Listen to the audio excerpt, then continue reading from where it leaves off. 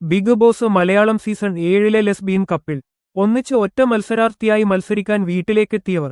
കളിയുടെ ഒരു ഘട്ടത്തിൽ വച്ച് അവരെ ബിഗ് ബോസ് തന്നെ 2 മത്സരാർത്ഥികളാക്കി മാറ്റുന്നു. മലയാളം ബിഗ് ബോസിന്റെ ചരിത്രത്തിൽ തന്നെ ആദ്യമായായിരുന്നു ഇങ്ങനെയൊരു നീക്കം.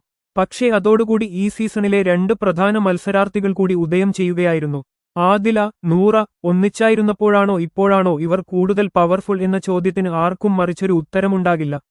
രണ്ടുപേരായി മാറിയപ്പോൾ മുതൽ ഇപ്പോൾ വരെ ആദിലയോ നൂറയോ രണ്ടിലൊരാൾ ഓരോ ദിവസവും പ്രേക്ഷകരുടെ ശ്രദ്ധ പിടിച്ചുപറ്റുന്നുണ്ട്, ചർച്ചാവിഷയമാകുന്നുമുണ്ട്. കളിയുടെ ഓരോ ഘട്ടത്തിലും ഇരുവർക്കുമുള്ള ഫാൻബേസും വ്യത്യാസപ്പെടുന്ന കാഴ്ചയാണ് കാണാനായത്. രണ്ടുപേരിൽ ഒരാൾ എങ്കിലും തീർച്ചയായും ഫൈനലിൽ ഉണ്ടാകുമെന്നും വലിയൊരു വിഭാഗം പ്രേക്ഷകർ പ്രെഡിക്റ്റ് ചെയ്യുന്നു. മലയാളികൾ ഏറ്റവും അടുത്ത് ആദ്യമായി കാണുന്ന ലെസ്ബിയൻ കപ്പിൾ അതുതന്നെയായിരുന്നു ആദില, നൂറ എന്നിവരുടെ ബിഗ് ബോസ് വീട്ടിലെ റെലവൻസും. പല തരത്തിലും സ്വാധീനം ചെലുത്താനാകുന്ന സ്വവർഗാനുരാഗികളായ മനുഷ്യരോട് സമൂഹത്തിനുള്ള കാഴ്ചപ്പാടിൽ നിർണായകമായേക്കാൻ ഇടയുള്ള 2 മത്സരാർത്ഥികൾ. എങ്ങനെയാകും ആദിലയും നൂറയും ബിഗ് ബോസ് വീട്ടിൽ തങ്ങളെ അടയാളപ്പെടുത്തുക എന്നറിയാൻ പ്രേക്ഷകരും കാത്തിരുന്നു. എന്നാൽ ആദ്യ ആഴ്ചകളിൽ കാര്യമായ ഇമ്പാക്റ്റുകൾ ഒന്നും ഉണ്ടാക്കാൻ ഇരുവർക്കും കഴിഞ്ഞിട്ടില്ല. വീട്ടിലുള്ളവരോട് നന്നായി ഇടപെടാൻ ശ്രമിക്കുന്ന വളരെ സ്വീറ്റ് ആയ 2 പേരായാണ് വീട്ടിലുള്ളവരും ഇവരെ കണ്ടത്. അതുകൊണ്ടുതന്നെ ആദ്യ ആഴ്ച തന്നെ പൂമ്പാറ്റകൾ എന്നൊരു വിളിപ്പേരും ഇവർക്ക് കിട്ടി.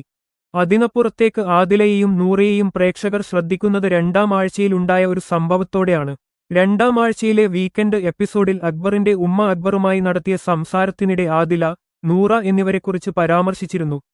ഇക്കാര്യം വീക്കെൻഡ് എപ്പിസോഡിൽ വ്യക്തമായി കാണിച്ചിരുന്നില്ല. എന്നാൽ അതിനുശേഷം ആദിലയും നൂറയും ഒന്നിച്ചിരിക്കുമ്പോൾ നടത്തിയ സംസാരത്തിലൂടെയാണ് ആദിലയോടും നൂറയോടും അധികം കൂട്ടുകൂടരുത് എന്നാണ് അക്ബറിനോട് പറഞ്ഞതെന്ന് പ്രേക്ഷകർ മനസ്സിലാക്കുന്നത്. ഇതിനെക്കുറിച്ച് സംസാരിക്കുന്നതിനിടെ ആദിലയും നൂറയും വല്ലാതെ ഇമോഷണൽ ആകുന്നതും പരസ്പരം സമാധാനിപ്പിക്കുന്നതുമെല്ലാം കണ്ടതോടെ പ്രേക്ഷകർക്ക് ഇരുവരോടും ആദ്യമായി ഒരു ഇമോഷണൽ കണക്ഷൻ ഉണ്ടായി.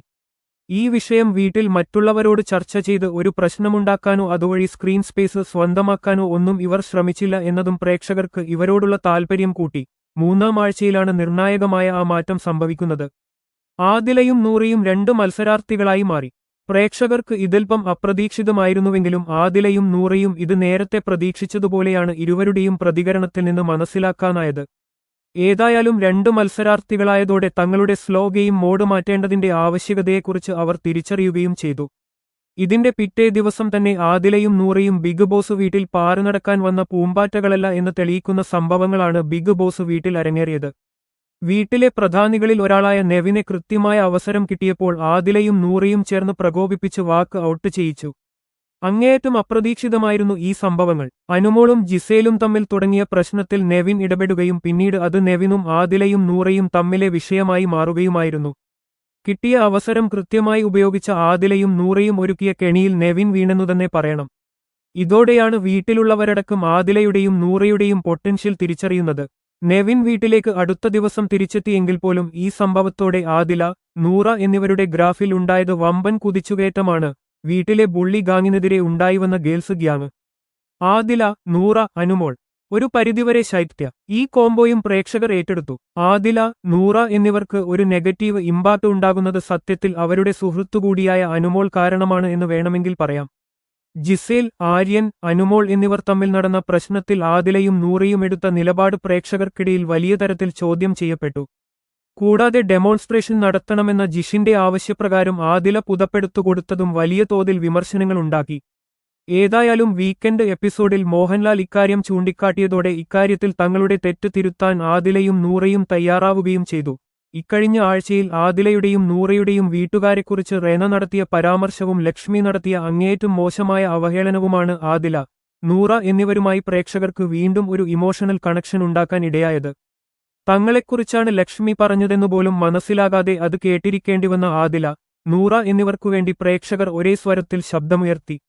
ഇരുവരോടും പലതരം അഭിപ്രായ വ്യത്യാസങ്ങളും ഉണ്ടായിരിക്കുമ്പോൾ തന്നെ ലക്ഷ്മി നടത്തിയ ടോക്സിക് സ്റ്റേറ്റ്മെന്റുകൾ വലിയൊരു വിഭാഗം പ്രേക്ഷകരും തള്ളിക്കളഞ്ഞതിലൂടെ ആദില, നൂറ എന്നിവർ സമൂഹത്തിലുണ്ടാക്കിയ ഇമ്പാക്ട് വളരെ വ്യക്തവുമാണ്.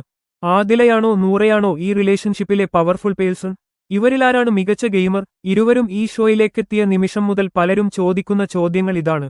ഇരുവർക്കുമിടയിലെ പവർ ഡൈനാമിക്സ് ഉൾപ്പെടെ പല സാഹചര്യത്തിലും മാറിമറിയുന്നതായാണ് വ്യക്തിപരമായി തോന്നിയിട്ടുള്ളത്. രണ്ടുപേരും 2 തരത്തിലുള്ള ഗെയിമേഴ്സാണ്, 2 തരം വ്യക്തികളും. നൂറ കൂടുതൽ ലൗഡ് ആയ, അധികം ആലോചിക്കാതെ കാര്യങ്ങൾ ചെയ്യുന്ന, കൂടുതൽ ആക്റ്റീവ് ആയ ആളാണെങ്കിൽ ആദില കുറേക്കൂടി സെൻസിറ്റീവ് ആയ, സബ്ട്ടിൽ ആയ, നൂറയേക്കാൾ അല്പം കൂടി ഈഗോയിസ്റ്റിക് ആയ, ചിന്തിച്ചു കാര്യങ്ങൾ ചെയ്യുന്ന ആളായിട്ടാണ് തോന്നിയിട്ടുള്ളത്. ആദില നൂറയുടെ മേൽ കൂടുതൽ ഡോമിനേറ്റിംഗ് ആകുന്നുണ്ടോ എന്ന് പ്രേക്ഷകർ സംശയിക്കുമ്പോഴും നൂറയുടേതായ കാര്യങ്ങൾ ചെയ്യാൻ കഴിവുള്ള, സ്വന്തം കാര്യങ്ങൾ സ്വയം തന്നെ തീരുമാനമെടുത്തത് ചെയ്യുന്ന ആളായിട്ടും തോന്നിയിട്ടുണ്ട്. പിന്നെ തീർച്ചയായും മറ്റേതൊരു റിലേഷൻഷിപ്പിലും ഉള്ളതുപോലെ ചില വിട്ടുകൊടുക്കലുകൾ, അഡ്ജസ്റ്റ്മെന്റുകൾ എല്ലാം ഇവർക്കിടയിലും ഉണ്ടാകും.